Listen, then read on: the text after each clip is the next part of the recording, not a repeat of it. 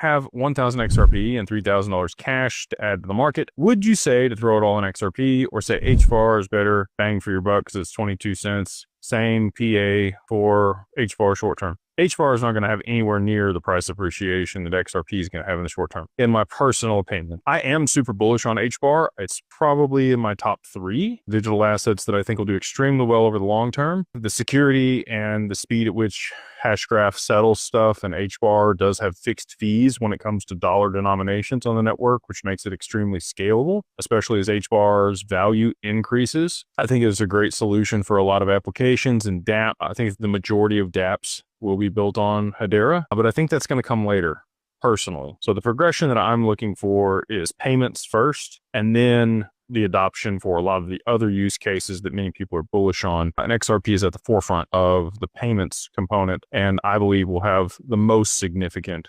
appreciation.